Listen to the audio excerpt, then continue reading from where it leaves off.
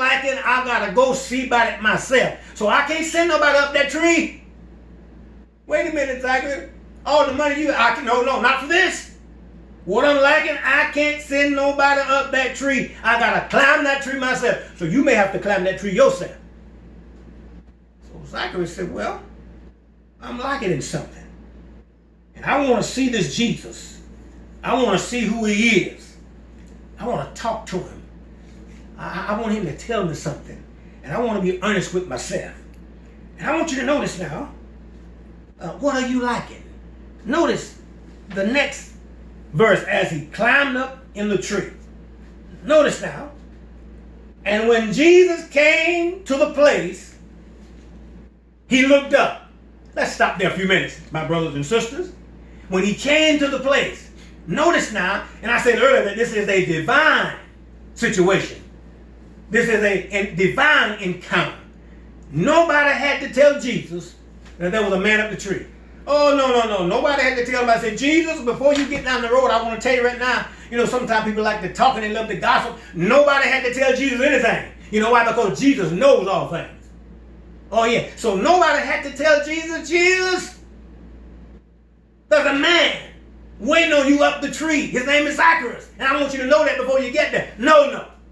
Jesus knew.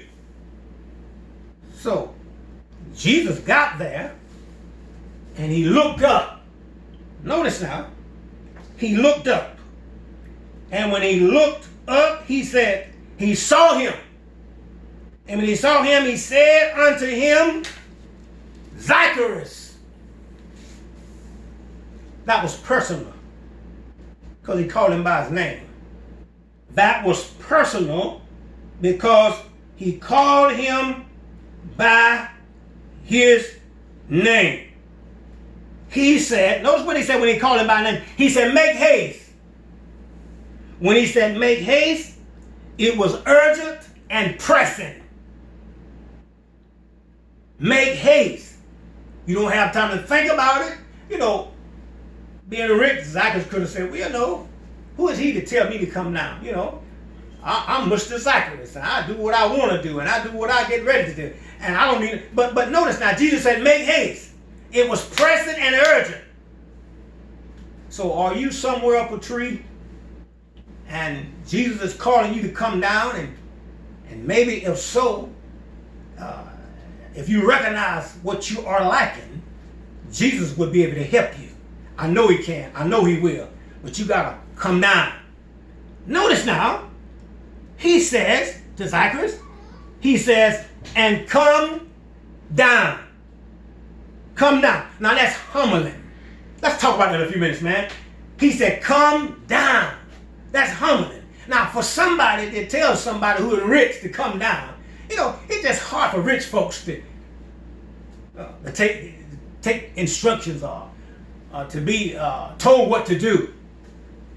Rich folks don't like to be told. They like to tell folks, but they don't like to be told. And so Jesus said, come down.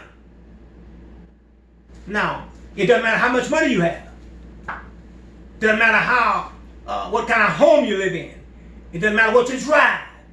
It doesn't matter what kind of job you have. That doesn't matter. But what does matter is when you humble yourself at the feet of Jesus and recognize that I'm lacking something. Now, just because you go to church on Sunday, you may be still lacking something. Just because you pay your tithe and offering, you may still be lacking in something. Just because you sing in the choir, you still may be lacking. Just because you preaching in the pulpit, you still may be lacking in something. Well, how can I do that? Well, it's kind of simple. What are you lacking? Now notice now, he said, for today.